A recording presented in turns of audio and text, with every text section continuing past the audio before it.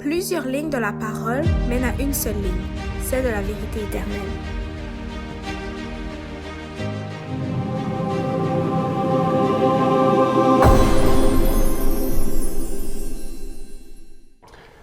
Bonjour à tous et bienvenue dans notre émission Allons à l'école du sabbat.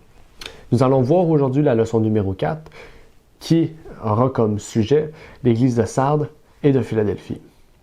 Et nous allons voir dans ce livre de l'Apocalypse, au chapitre 3, Sardes et Philadelphie en détail.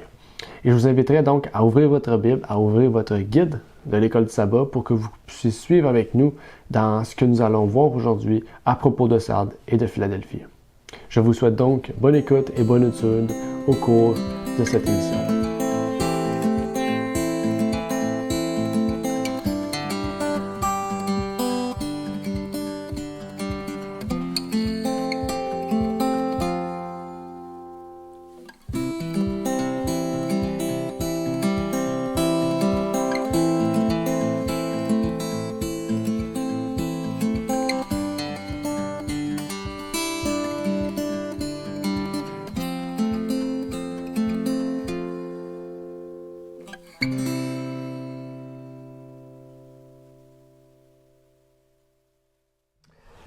Bonjour à tous et bienvenue encore une fois à cette émission sur l'école du sabbat. Et nous allons continuer aujourd'hui avec la leçon numéro 4, si je ne me trompe pas, avec l'Église de Sardes et de Philadelphie, exactement. Et je serai aujourd'hui en compagnie de René Marty, qui pourra nous aider à mieux comprendre avec ce livre. Et on n'approfondira pas le livre de l'Apocalypse, mais on va pouvoir voir les gros points de l'Église de Sardes et de Philadelphie. Et donc, j'aimerais faire les invitations aussi habituelles qu'on fait. Vous pouvez nous contacter par email si vous avez une question. Et vous pouvez aussi nous contacter sur YouTube directement dans cette vidéo. Si vous avez des questions ou si vous voulez faire des commentaires ou nous aider aussi à pouvoir faire de meilleures émissions pour vous. Donc, on encourage ça fortement puisque c'est comme ça aussi par des questions et par des réponses qu'on peut mieux comprendre la parole de Dieu. Et avant de commencer cette étude, est-ce que tu pourrais faire une courte prière pour entamer? Bien sûr. Père des cieux, nous te remercions pour tout ce que tu as pu faire pour nous au cours de la journée. Merci d'avoir veillé sur nous, chacun de nos pas et de nos déplacements.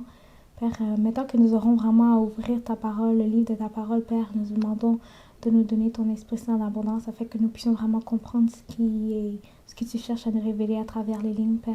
Donne-nous l'intelligence et la mémoire, Père, des mots ainsi pour que l'on puisse en parler à d'autres personnes. Sois avec nous, c'est au nom de ton Fils Jésus que nous t'adressons ces mots. Amen. Amen. Donc, aujourd'hui, on va faire l'Église de Sardes et de Philadelphie. Et on va commencer avec Sardes, puisque Sardes, c'est la 5e et Philadelphie, la 6e. Donc, on va commencer avec celle qui vient en premier dans le livre de l'Apocalypse. Et déjà, j'aimerais commencer par ouvrir ma Bible dans Apocalypse 2. Comme ça, on va pouvoir suivre avec les questions. Et dans Apocalypse 2, on voit l'église de Sardes, qui est la 5e église. Apocalypse 3. Désolé. Le début de l'Apocalypse 3, c'est Sardes. Et en fait, le reste de l'Apocalypse 3, c'est Philadelphie et Laodicée qu'on aura à voir aujourd'hui, Philadelphie. Et la semaine prochaine, on pourra voir Philadelphie encore une fois et Laodicée. Et j'expliquerai la semaine prochaine pourquoi on va parler 2 fois de Philadelphie dans 2 leçons différentes. Il y a une raison pour ça et c'est une très bonne raison, une très bonne explication aussi derrière cela. Mais est-ce que tu pourrais nous aider, ici on parle de Sardes, est-ce que tu pourrais nous aider pour qu'on puisse avoir une idée de l'époque, une idée de quand se situerait Sardes en fait? Sardes commencerait après, et bien évidemment après Thyatire. Est-ce que c'est Thyatire? Oui, après Thyatire. Mm-hmm. Et ce serait en 1798, normalement. OK, parfait. Mm-hmm. Et est-ce que tu connais un peu l'histoire de cette église? Peut-être pas l'histoire de cette église-là, mais les événements, on pourrait dire, chrétiens, du christianisme qu'il y a eu à cette époque-là. Est-ce que tu pourrais nous aider un peu par rapport à comment l'Église avait comme État, en fait? Je sais que c'est vraiment là qu'il y a eu le début de l'œuvre, on pourrait dire, d'Émile Rite, de William Miller dans ses études concernant vraiment, je pourrais dire, la compréhension sur le livre de Daniel, puis sur On pourrait dire que c'est vraiment à cette période-là que le livre de Daniel a été ouvert, a été décelé pour que la compréhension soit là. Puis on pourrait dire que c'est là que la vérité a commencé vraiment à toucher le cœur des gens pour qu'ils puissent comme se préparer pour eux, pour ce qui était pour eux le retour de Jésus-Christ très bientôt. Oui, effectivement, c'est vrai. Et tu as parlé aussi de William Miller. On va en parler aussi plus tard par rapport à Philadelphie. Mais déjà dans Sardes, il faut remarquer que Miller commençait déjà ses études sous l'église de Sardes, en fait, pas sous Philadelphie. Philadelphie, en fait, c'est la complétude de ses études qui a mené à un mouvement, on pourrait dire, ou à une réforme du christianisme. Et si vous lisez dans les livres d'histoire par rapport à William Miller, ou à son histoire, ou à d'autres livres, on voit vraiment que William Miller a commencé vraiment à étudier sous Sardes, mais vraiment son message, sa compréhension s'est complétée par le début de Philadelphie, en fait. Oui, ça c'est vrai. Et justement, c'est grâce à ces études que l'Église de Philadelphie a pu connaître aussi une réforme et aussi, on pourrait dire, un revivement spirituel que Sardes, en fait, n'avait pas. Et on va voir ça aujourd'hui aussi. Et il y aurait beaucoup d'autres événements. Je ne vais pas élaborer là-dessus. Il y aurait beaucoup de choses à dire. Il y a vraiment beaucoup de choses. Parce que Sardes, vraiment, oui, il y a eu beaucoup on pourrait dire de nouveautés dans le christianisme, puisque les chrétiens ont pu trouver une liberté déjà par les États-Unis. Mais déjà dans le monde entier, en fait, il y a eu des écoles bibliques qui se sont ouvertes. Il y a eu des Bibles à peu près, juste de cette époque-là jusqu'à Miller, il y a eu peut-être 2 milliards de Bibles qui ont été vendues. Et ça, c'est Uriah Smith qui raconte ça dans son livre, que de son époque jusqu'en 1800, de 1808 à 1800 à peu près 50, 60, 70 peut-être et un peu plus tard, il y a eu 2 milliards de Bibles qui ont été vendues grâce aux écoles bibliques, grâce aux maisons d'édition, peut-être même de bibliques qui se sont formées. Mais malgré tous ces exploits-là, on pourrait dire, du christianisme, Sardes est écrit d'une façon assez spéciale. Okay? C'est quelque chose qu'on a vu auparavant, mais là, ici, c'est quelque chose vraiment qui est décrit textuellement dans le livre. Comment Sardes est décrite, en fait? Elle est décrite comme ayant des œuvres, à peu près comme toutes les églises déjà, mais on dit aussi qu'elle a une réputation pour être vivante, mais que dans le fond, elle est morte.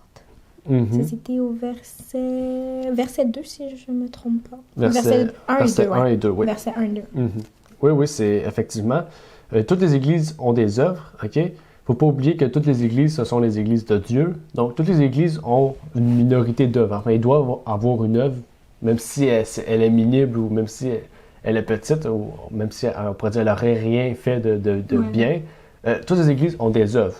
Mais si on voit que ça le dit bien au verset 2, que ces œuvres ne sont pas trouvées parfaites devant Dieu. Donc, en fait, quand on parle d'œuvres ici, ça ne veut pas dire que ces œuvres sont parfaites. Ça ne veut pas dire que Thyatire avait des œuvres parfaites.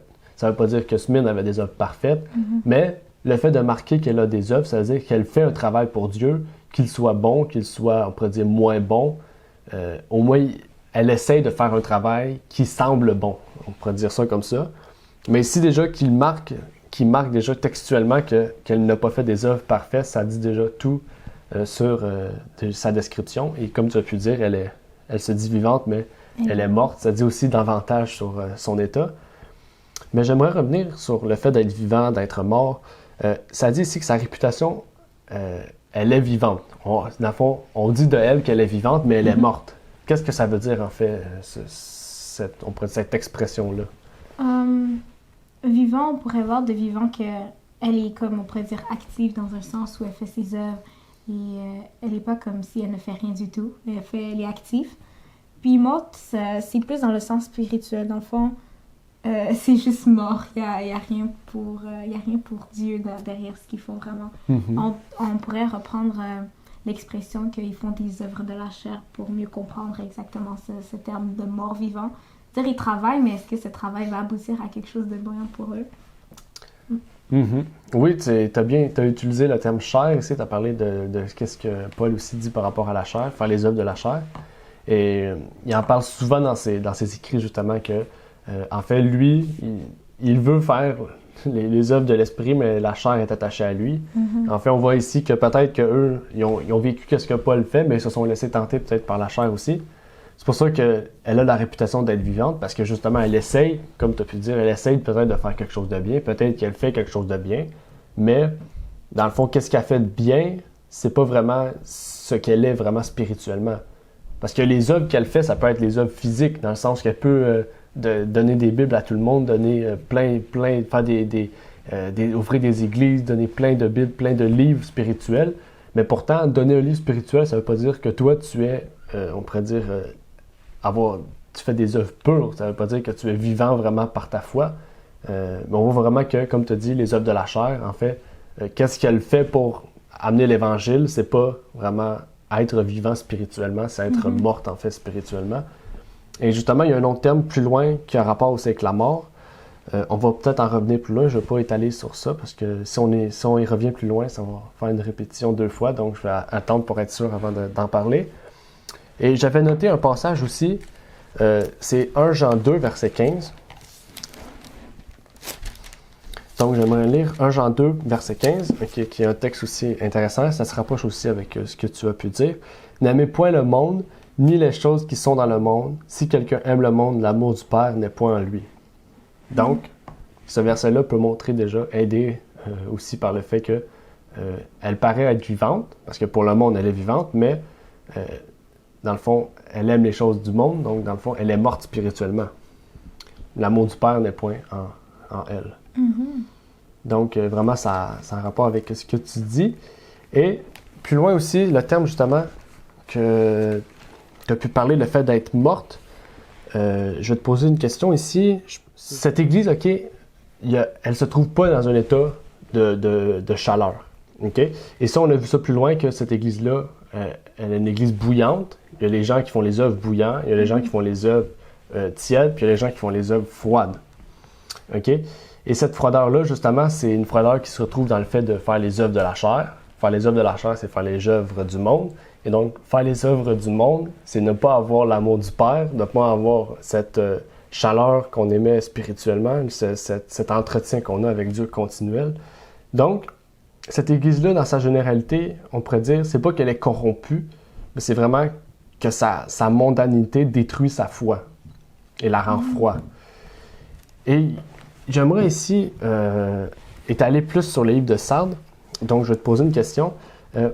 Quelle référence dans l'Église de Sardes on retrouve sur la venue de Jésus, en fait? Oui, je pense que c'est au verset 3. Au verset 3. Et ça dit comme ça. « Si tu ne veilles pas, je viendrai comme un voleur, et tu ne sauras pas à quelle heure je viendrai sur toi. » On mentionne ici le retour de Jésus. Puis que comme c'est quelque chose de surprenant, c'est-à-dire un voleur ne nous avertit pas, c'est quand il vient de voler, obviously. Donc c'est la même métaphore que ici que le texte utilise vraiment pour nous faire savoir qu'il viendra comme pour les prendre par surprise, en fait. Oui, effectivement. Et je ne sais pas si tu avais fouillé aussi par rapport à ça, parce qu'ici, on parle que si tu ne veilles pas, je viendrai comme un larron. Mais ce n'est pas un terme qu'on retrouve pour la première fois dans l'Apocalypse. Est-ce que on le retrouve ailleurs dans la Bible, ce terme-là? Ou... Oui, bien sûr. C'est 2 Pierre... Non, attends. Ouais, 2 Pierre 3. OK, 2 Pierre 3. Dans mon livre, le verset 10. OK. Ça dit comme ça. « Le jour du Seigneur viendra comme un voleur. En ce jour, les cieux passeront avec fracas, les éléments embrassés se dissoudront, et la terre avec les œuvres qu'elle renferme sera consumée. » OK, parfait. C'est justement la place où on retrouve ce terme-là. Et on le retrouve aussi dans 1 Thessaloniciens 5, verset 2. On ne va pas lire le texte parce que c'est exactement la même chose. Donc, c'est juste pour vous donner les références, en fait, pourquoi on retrouve ce terme-là. Il ne faut pas oublier que le livre de l'Apocalypse, c'est pas toujours, mais dans la généralité, utilise des termes, utilise des symboles, utilise des images qu'on peut comprendre. Puis si on peut les comprendre, c'est parce que justement la Bible en a fait référence auparavant. Il ne faut pas oublier que l'Apocalypse, c'est un livre prophétique, mais c'est le dernier livre de la Bible. Donc, vu que c'est le dernier livre, il n'y a plus vraiment grand-chose à expliquer dans le livre de l'Apocalypse parce que tout est déjà expliqué pour ceux qui veulent justement chercher, fouiller et comprendre. Parce que le livre de l'Apocalypse, c'est pas un livre où qu'on rouvre, qu'il y a les surprises, puis tout est écrit dedans, les réponses sont écrites dedans. C'est vraiment un livre de questions, mais les réponses, c'est nous-mêmes qu'il faut les trouver. Et on peut les trouver plus facilement avec l'aide de l'Esprit de Dieu. Donc, c'est votre travail de demander à Dieu pour vous éclairer sur la compréhension de ce livre. Ici, on continue encore une fois. Dans Sardes, je vois quelque chose qu'on retrouve. Parce qu'il ne faut pas oublier, toutes les églises aussi se rapportent à nous. Il faut aussi se voir dans ces églises-là et essayer de comprendre pour ne pas être comme ceux qui sont décrits étant malsains, on pourrait dire méchamment. Mais dans le centre, on voit des gens qui sont froids, des gens qui se disent être vivants. Le monde extérieur peut peut-être voir que leur foi est grande, peut peut-être voir qu'ils font de grandes choses pour Dieu, mais ils sont froids, c'est-à-dire que spirituellement, ils sont morts. Ils font les œuvres de la chair, ils sont attachés au monde. Est-ce que cet état-là de Sardes, on la retrouve aujourd'hui? Oui. Puis, étant donné qu'on a repris les termes bouillant, froid, tiède, à peu près, on voit aussi qu'ils sont directement associés à la dernière église qui est qui est Laodicée. C'est la dernière église, c'est notre génération. Puis vraiment, le texte dans Apocalypse 3, à partir du verset 14, explique bien que c'est vraiment cet état. Il y en a qui sont chauds, il y en a qui sont froids, puis que si tu es tiède, c'est mieux que tu sois pas tiède pour au moins que tu puisses reconnaître vraiment dans quel état que tu es. Puis on peut comprendre qu'à partir de là, c'est vraiment soit un faux zèle, soit chercher à se justifier soi-même. Puis c'est de ça vraiment qu'on peut comprendre que dans la dernière église, il y a encore des gens qui sont comme à l'époque de Sardes, on pourrait dire froid, bouillant, chaud. Puis c'est ça. Oui, effectivement, c'est vrai. C'est vraiment, faut pas oublier ces trois états-là. C'est pas juste parce que Sardes dit qu'elle est froide, que c'est juste Sardes qui est froid. On retrouvera plus jamais cet état-là. Il faut pas oublier que déjà, si dans l'Apocalypse on en parle, c'est parce que la Bible en parle auparavant. Et si la Bible en parle auparavant, c'est parce que ça touche toutes les générations. Donc vraiment, ça va nous toucher aussi. En fait, des gens bouillants, on va en trouver. On va en trouver très peu, mais on va en trouver. Des gens tièdes, on va en trouver beaucoup plus que bouillants. Mais des gens froids, c'est qu'est-ce qu'on va trouver dans la majorité, je pourrais dire ça comme ça, en fait. Les mouvements de réveil qu'on voit aujourd'hui, les mouvements évangéliques ou les mouvements qui se disent non dénominationnels, en fait, c'est des mouvements charismatiques, c'est des mouvements qui apportent un zèle, mais qui n'est pas un vrai zèle. Et c'est ce que Timothée nous dit aussi, que les gens qui sont pieux, mais qui ne sont pas vraiment dans la vraie piété, on va les retrouver à la fin des temps. Et ces gens-là, justement, c'est ceux qui sont froids, en fait, qui devant le monde, ils paraissent bien, ils paraissent zélés, mais dans le fond, ils ne sont pas vraiment zélés. Et ils sont zélés parce qu'ils écoutent beaucoup de musique chrétienne, ils sont zélés parce qu'ils prient beaucoup, ils sont zélés pourquoi? Parce qu'ils font des 24 heures, comme j'ai pu voir dernièrement, ils font des 24 heures de musique dans une église. En fait, c'est pas un réveil, c'est pas du zèle, ça, ok? C'est des shows de musique, c'est pas du tout la même chose. C'est des shows de musique, des concerts de musique dits chrétiens. Vraiment, le zèle, allez lire dans la Bible, le zèle vraiment se construit dans la vérité.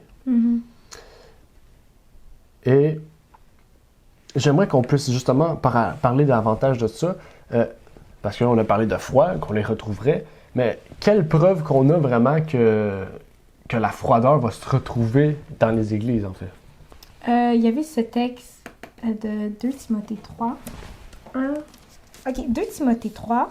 Puis si on commence à partir du verset 1er, ça dit « Sache que dans les derniers jours, notre époque, il y aura des temps difficiles.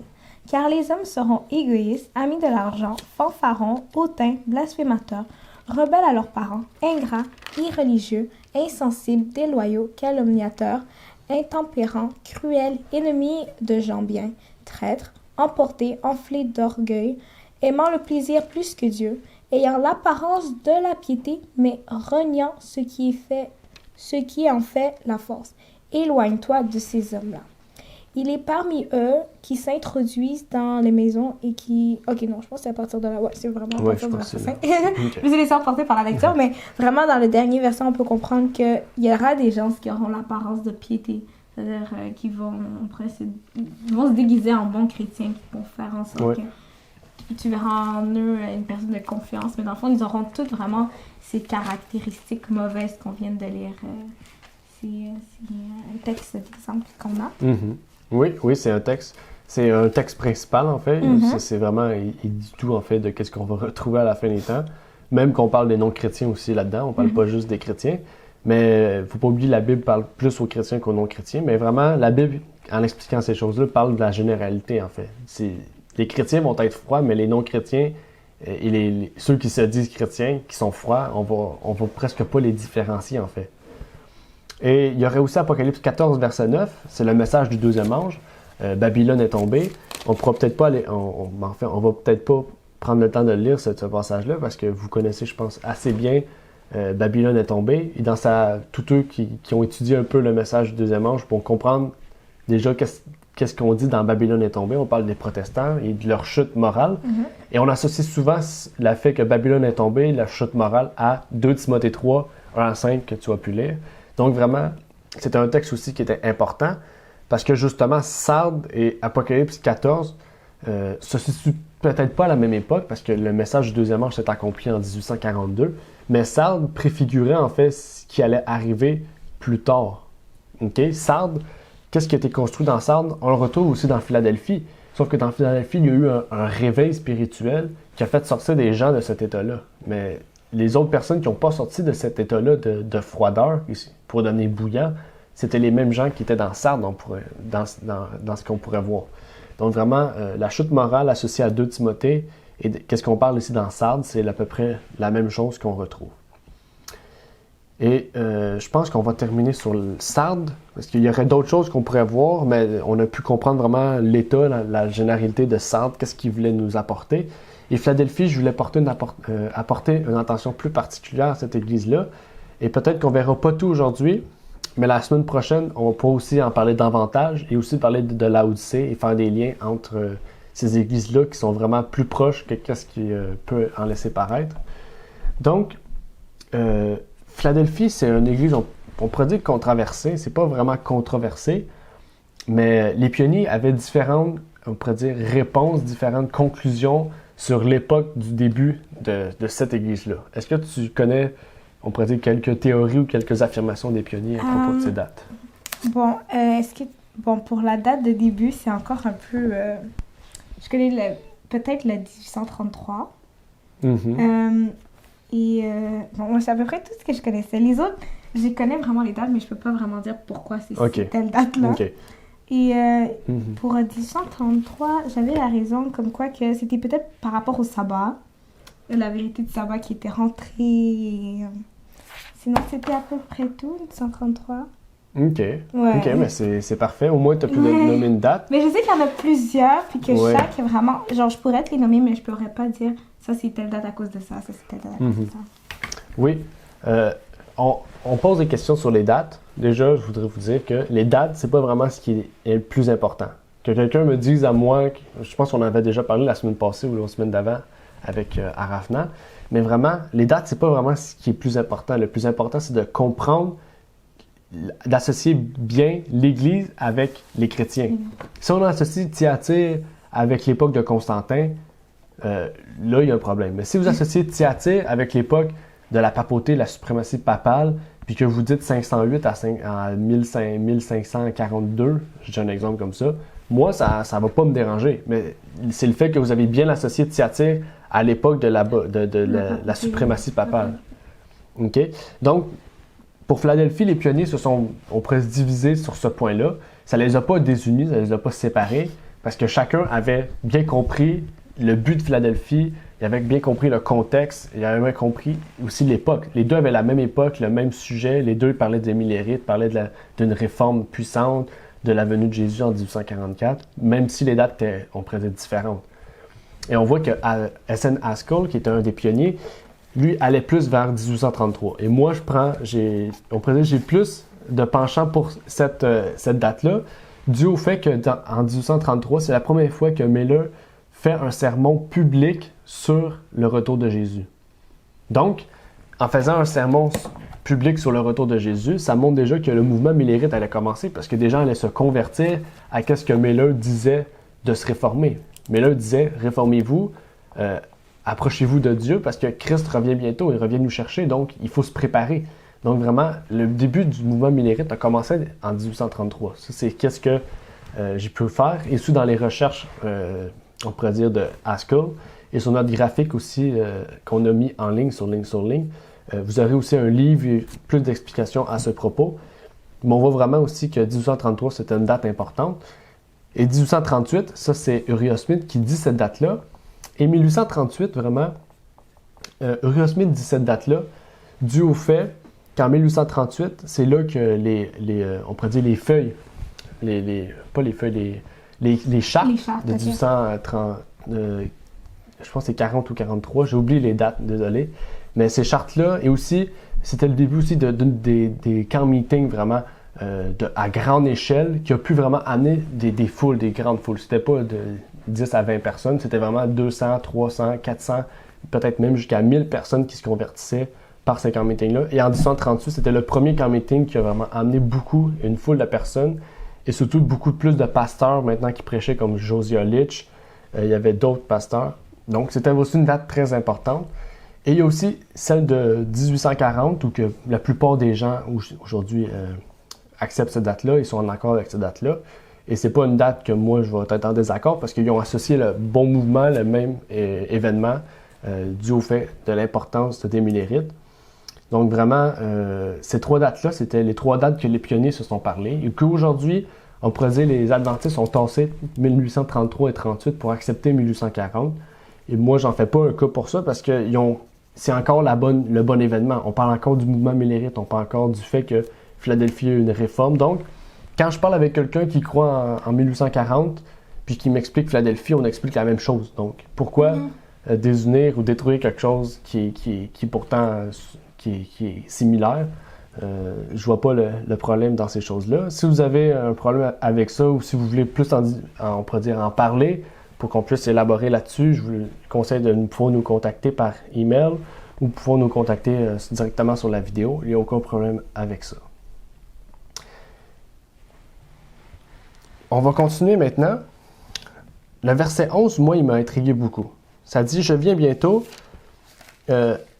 Tiens ferme ce que tu as afin que personne ne prenne ta couronne. » Et ici, il y a quelque chose vraiment, quand je lisais le verset 11, ça m'a encore rapproché de Sardes justement parce qu'on a parlé de ça dans Sardes, avec le fait que Jésus revient bientôt. Si tu ne veilles pas, je vais te prendre, je vais venir comme un voleur. Au verset 3, on parle de ça, mais au verset 11, on parle de ça. OK? Et là, vraiment, vous allez dire, OK, mais c'est vraiment petit, mais c'est explicite, vraiment, ça le dit tout, là. Ça dit au verset 11, « Je viens bientôt ». Il n'y a pas plus clair que ça, « Je viens bientôt ». Ça veut dire qu'il annonce quelque chose, ça veut dire c'est un message important, en fait, quand il dit « Je viens bientôt ». Et est-ce qu'il y a une autre place dans l'Apocalypse, pas dans la Bible, dans l'Apocalypse où on parle du fait que je viens bientôt? Peut-être tu peux avoir un verset externe à Apocalypse, mais ça serait de préférence Apocalypse. Je pense que c'était justement dans Thyatire. Attends que je trouve. Thyatire. Attends, juste pour être certain que j'ai pas fait une erreur.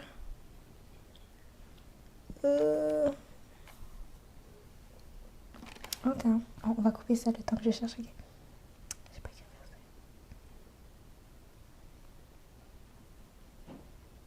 Ouais, verset 25, peut-être. Oh oui. Oui, C'est ça? Ouais. OK, oui, donc, oui, on peut le revoir pour ce qui est de l'église de Thyatire, au verset 25 d'Apocalypse 2. Seulement ce que vous avez, retenez-le jusqu'à ce que je vienne. Encore une fois, on parle de son retour parmi les églises ici. Oui, effectivement, on voit vraiment ça ici. Thyatire, déjà ça c'est un point important. C'est à partir de Philadelphie vraiment qu'on parle du retour de Jésus pour la première fois. Okay? Martin Luther en a parlé, mais c'était vraiment, on pourrait dire, sans vraiment de clarté, sans vraiment d'approfondissement. Puis il savait que Jésus revenait dans plus tard, il en parle souvent, qu'il dit dans 300 ans selon ce qu'il dit, selon son idée. Mais on voit vraiment que c'est dans Philadelphie vraiment qu'on porte attention clairement à ça. Mais pourtant, comme tu as dit, le verset 25 cite juste, tiens ferme tout ce que tu as jusqu'à ce que je vienne. C'est-à-dire déjà, il parle de son retour. C'est-à-dire que Thyatire vraiment devait porter une attention au retour de Jésus déjà à cette époque-là. Et déjà, si vous vous fiez à la charte qu'on a mis dans le guide de l'école de sabbat, désolé si elle était en anglais, il y avait déjà beaucoup de travail pour la traduction de ce guide-là. Il n'y avait pas juste une charte, il y avait la charte des églises, la charte des trompettes, la charte des sceaux, tout traduire ça, puis de mettre ça, on pourrait dire beau, parce qu'on ne veut pas faire aussi un travail mal fait. Ouais. Donc, c'était beaucoup de travail. Mais sur notre site, on a les 7 églises, donc vous pouvez aussi aller les récupérer pour comprendre. Et donc, on a décidé de mettre quand même les originaux. Comme ça, bien, vous aurez déjà un peu plus de travail des pionniers dans vos documents personnels. Mais ici, vraiment, quand il dit « jusqu'à ce que je vienne », vraiment, on remarque que dans le graphique, justement, du livre qu'on a, on voit vraiment qu'il y a un échange. À un moment donné, vous voyez, il y a une flèche qui s'en va en bas et l'autre s'en va en haut. Et là, il y a un échange. L'appel et un autre point, ils s'échangent à Thyatire. Et vraiment, le fait qu'ils s'échangent, ça marque déjà qu'il y a une transition, en fait. La transition, la formation de la papauté d'Éphèse, de Smyrne et de Pergame se concrétise dans Thyatire. Et dans Thyatire, le message du retour de Jésus devait arriver, à être annoncé. OK? Et déjà, on remarque ça par le fait déjà que dans Éphèse, on parle des Nicolaïtes. Dans Smyrne, on parle de qui déjà dans Smyrne? Dans Smyrne, on parle de la synagogue de Satan. Dans Pergame, on parle de Balaam et des Nicolaïtes. Et dans Thyatire, on ne parle plus des Nicolaïtes, des Balaam. Pourquoi on ne parle plus d'eux? Parce que maintenant, tout ce qu'ils ont annoncé dans Thyatire, c'est accepté. Jézabel est devenue une prophétesse. Donc, on pourrait dire les oui-dire qui sont dits dans Éphèse, le fait que les Nicolaïtes disent des fausses doctrines, dans Smyrne, ils sont implantés dans l'Église, puisqu'on parle de synagogue de Satan. Et dans Pergame, maintenant, ils sont plus dans la synagogue, c'est plus seulement la synagogue de Satan qui est dans l'Église. Maintenant, Satan a son trône dans l'Église, c'est-à-dire que les fausses doctrines se sont établies dans l'Église.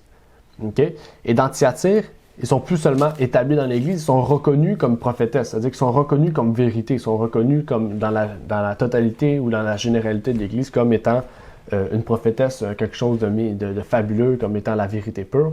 Donc on voit déjà que dans Thyatire, il y a une transition en fait. Okay? L'erreur prend le dessus sur la vérité, et dans le fond, ceux qui détiennent la vérité doivent annoncer le message du retour de Jésus. Et ça, c'est de Thyatire jusqu'à Laodicée. Donc, le texte que tu as pu dire dans Thyatire, c'était vraiment important de bien lire, de bien le comprendre. Et on le retrouve dans Sardes, on le retrouve dans Philadelphie, on le retrouve dans Laodicée, le retour de Jésus. On en parle dans les 4 dernières églises. Et dans Philadelphie, on parle aussi particulièrement de 1844, en fait.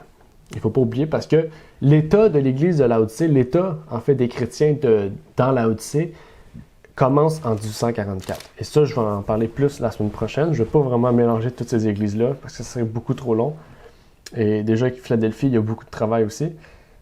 Mais j'aimerais pouvoir continuer à établir des points avec Philadelphie. Et là, je vais te poser une autre question, René Marty. Ici, on parle de la colonne dans le temple. Ça dit que Dieu va me rendre une colonne dans le temple, dans son temple. J'ai pas le goût d'être la roche, d'être de la roche dans le temple de Dieu. Oui, j'aimerais ça faire partie du temple de Dieu, mais pas être de la roche. Qu'est-ce que ça veut dire, en fait, être une colonne dans le temple de Dieu? Donc, non, on sera pas comme si immobile à tenir un temple. Ouais. Mais je vais essayer de l'expliquer le mieux que possible. C'est symbolique, bien évidemment. Donc, ce que ça veut dire, c'est que nous sommes les personnes qui seront de la véritable nouvelle Église et que c'est nous vraiment qui serons les membres de cette véritable Église, qu'on fait partie de cette colonne qui fait en sorte que l'Église tient encore. C'est comme ça que j'ai pu bien l'expliquer. Je sais pas si tu as une façon de... Oui, mais c'est bien expliqué. Mais là, déjà, tu as parlé de la colonne, mais le temple, on parle du temple ici aussi. Qu'est-ce que ça voudrait dire, le temple? Souvent, on parle du temple parce que même aujourd'hui, les gens, une église, ils appellent ça le temple de Dieu, le temple de Dieu. Est-ce que le temple de Dieu, ici, ça pourrait parler du vrai temple ou ça pourrait parler aussi, comme tu as dit, symbolique, ça pourrait faire référence à l'église du ciel, en fait? Moi, personnellement, je le vois comme l'église du ciel. Je sais qu'il y a aussi des passages dans la Bible qui disent que nous sommes le temple de... Ouais. Mais je pense qu'en ce sens-là, on veut vraiment parler comme si... un temple de la nouvelle église de la Nouvelle Jérusalem, je sais pas si... Oui, mais c'est... OK. Mais tu as amené beaucoup de points parce que vraiment, on parle vraiment souvent du temple. Le temple de notre corps, le temple de Jérusalem, le temple de Dieu. OK, mais vraiment, est-ce que c'est vraiment un temple? Est-ce que dans mon corps, j'ai un temple? Vraiment, non, j'ai pas un temple dans mon corps. Mais le temple signifie vraiment que mon corps, en fait... Puis on laisse Dieu habiter en nous. C'est ça. Puis on le laisse nous utiliser comme objet sur Terre afin qu'on puisse faire vraiment avancer son œuvre. C'est vraiment ça. Oui, c'est exactement. C'est vraiment... Dans le fond, c'est comme le temple de Jérusalem. Dans le temple de Jérusalem, c'est pas n'importe qui rentrait, c'est pas n'importe quoi qui rentrait, puis on faisait pas n'importe quoi dans le temple. Mais dans mon corps, c'est la même chose. Je prends pas n'importe quoi, je fais pas n'importe quoi, puis moi, ça pourrait aller au point, je dis pas n'importe quoi, etc. Vraiment, il faut faire attention, il faut préserver le corps, il faut préserver notre temple, comme on préserverait l'Église, comme on préserverait aussi l'Église, en fait, le ciel. Donc vraiment, comme tu as dit, le temple qui signifie l'Église, c'est vraiment bon parce que ça veut vraiment dire qu'en fait que sur terre, vraiment, il n'y a pas l'Église de Dieu sur terre, c'est pas vraiment encore l'Église de Dieu. C'est-à-dire qu'on est en préparation pour former l'Église de Dieu au ciel. Et c'est ça vraiment qu'on remarque, c'est que l'Église, en fait, va être complète. La vraie Église de Dieu n'est pas sur terre, en fait. La vraie Église de Dieu, c'est la Nouvelle Jérusalem, c'est l'épouse. Nous, en ce moment, on est en train de se préparer. On est des fiancés pour recevoir Jésus. Et quand on va recevoir Jésus, que Jésus va voir qu'on est prêt, il va pouvoir nous rendre son Église, en fait. Nous rendre une colonne. Nous rendre quelqu'un qui va être stable. Et le symbolisme de la colonne est très important parce que la colonne, c'est quelque chose de stable, quelque chose de droit, quelque chose qui ne va jamais être détruit. Exactement. Qui n'est pas courbé, qui garde sa position droite. C'est vraiment important aussi. Oui, c'est très important. Donc, vraiment, faire partie du temple de Dieu, tantôt je l'ai dit un peu ironiquement, je riais un peu pour dire, vraiment, je ne veux pas être de la roche dans le temple de Dieu, mais c'était vraiment pour vous montrer que ici, c'est pas vraiment littéral, dans le sens que je ne serai pas vraiment une colonne dans le temple de Dieu, mais c'est symbolique dans le sens que je fais partie de l'Église de Dieu en tant que personne, mais en tant aussi du fait que ça va être éternel, en fait. On ne pourra plus jamais détruire ce temple-là, on ne pourra plus jamais détruire cette Église-là, parce que c'est l'Église éternelle, c'est la véritable Église, l'Église du ciel, en fait. Du ciel dans lequel on sera membre pour l'éternité. Oui, exactement. Et Ellen White, elle en parle dans La tragédie des siècles. Et ça aussi, c'est quelque chose que je découvre parce que La tragédie des siècles, je l'ai déjà lu à quelques reprises, mais à chaque fois que je fais ces écoles-là, ces écoles de sabbat, on dirait que j'ai jamais lu La tragédie des siècles. Je découvre des passages que j'ai jamais soulignés, j'ai jamais pris compte. Et vraiment, on voit vraiment que pas parce qu'on a lu une fois un livre ou qu'on a lu une fois la Bible, on peut pas le relire, c'est ça. C'est ça, je m'en allais dire. C'est vrai. Oui, donc c'est vraiment important de pouvoir porter attention. Même si vous le lisez une fois, il faut continuer à étudier ce livre-là, à lire des chapitres, quelques chapitres qui sont plus importants. Il faut vraiment porter une attention à ça. Et Sir White dit à la page 463 de La tragédie des siècles, dans la parabole, quand l'époux vient, on parle de Matthieu 25, celle qui était prête entrèrent avec lui dans la salle des noces. Cette venue de l'époux a lieu avant les noces, qui représente le moment où Jésus entre en possession du royaume. La sainte cité, la Nouvelle Jérusalem, qui est la capitale du royaume, est appelée l'épouse, la femme de l'agneau. Et ça, c'est dans Apocalypse 19, si je ne me trompe pas. L'ange dit à Jean, viens, je te montrerai l'épouse, la femme de l'agneau. Et il me transporta en esprit, dit le prophète, sur une grande et haute montagne. On parle ici de la montagne de Sion, parce que la Nouvelle Jérusalem va être sur la montagne de Sion. Et il me montra la ville sainte, Jérusalem, qui descendait du ciel d'auprès de Dieu. Il est donc évident que l'épouse représente la sainte cité et que les vierges allant à la rencontre de l'époux symbolisent l'Église. Donc oui, on est l'Église, mais on n'est pas vraiment l'épouse, parce que l'épouse, vraiment, c'est quelque chose qui va être formé, mais qu'on soit dans la Nouvelle Jérusalem. On va continuer. Dans l'Apocalypse, les serviteurs de Dieu sont les invités au souper. Donc, on est invités, en fait. On voit vraiment ici, c'est bien décrit. Je vous inviterai à relire la page 463. Étant les invités, ils ne sauraient être aussi l'épouse. Ça serait illogique. Mais c'est vraiment dans le livre de l'Apocalypse qu'on comprend mieux la parabole des vierges, des 10 vierges. Jésus-Christ doit, selon le prophète Daniel, recevoir dans les cieux, de la main du Père, la domination, la gloire et le règne. Il reçoit la Nouvelle Jérusalem, la capitale de son royaume, préparée comme une épouse qui s'est parée pour son époux. Et ça, cette dernière partie de phrase-là, c'est encore une fois dans la Bible. Donc vraiment, Ellen White ici a fait mélanger le Matthieu 25 avec les paraboles des vierges. Il a mélangé aussi Apocalypse 19, faut pas que je me trompe, mais c'est dans Apocalypse, je veux dire c'est dans Apocalypse. Dans Apocalypse, elle prend des passages où on dit vraiment que l'épouse de l'agneau, c'est la Nouvelle Jérusalem. Donc, on voit vraiment que c'est associé ensemble, ces choses-là.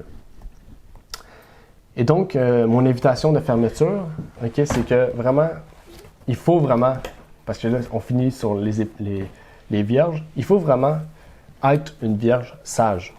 Okay? Il faut vraiment être une vierge sage, c'est quelque chose d'important.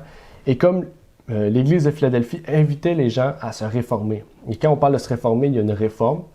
Il y a aussi une réforme mentale, une réforme aussi spirituelle, justement, mais il y a une réforme physique aussi, dans le sens qu'il faut se détacher des choses matérielles, il faut vraiment se donner à cœur joie, non seulement au message, à l'évangélisation, mais aussi donner à cœur joie vraiment à Jésus. Il faut vraiment... Quand on se dit détacher, c'est pas vous devez vivre dans la rue. Hein. Ça veut juste dire qu'il ne faut pas porter une attention au-dessus de Dieu sur les choses matérielles. Donc, ça, c'est mon invitation avant de terminer. Et l'autre invitation, c'est de relire aussi La tragédie des siècles. Ça aussi, en particulier le chapitre par rapport à la page 463. Et sinon, avant de terminer, est-ce que tu avais des questions, des commentaires? Non, vraiment, je n'avais rien d'autre à rajouter. Non. Non, tout est beau. Non. Donc, la semaine prochaine, on va pouvoir continuer avec Philadelphie, parce qu'on n'a pas fini. Vraiment, on n'a pas parlé beaucoup de Philadelphie. Et on va pouvoir aussi parler de Laodicée et leur lien ensemble. Mais avant de terminer, j'aimerais faire une courte prière pour terminer cette leçon. Notre Père qui est aux cieux, j'aimerais te prier, Seigneur, pour que tu puisses permettre à tous ceux qui lisent ce guide de comprendre le livre de l'Apocalypse et de pouvoir, par cette compréhension, pouvoir partager aussi ce qu'ils auront entendu, ce qu'ils auront compris, et que tous et chacun puissent être unis dans cette vérité, Seigneur, de l'Apocalypse, pour que nous puissions annoncer le message de ton retour, le message crucial. Et ce message se confirme dans le message des 3 anges, Seigneur. Donc, je te prie de nous donner à cœur ce message, de nous permettre d'être toujours plus près de toi et que nous puissions chaque jour être sanctifiés par ta parole, Seigneur. Je te remets la vie de tous ceux et celles qui écouteront cette émission entre tes mains et je te prie au nom de ton Fils Jésus-Christ. Amen. Amen. Merci d'avoir écouté cette vidéo. Pour plus de contenu, abonnez-vous sur notre site internet. Il est également possible pour vous de nous suivre sur notre page Facebook et de nous contacter par email.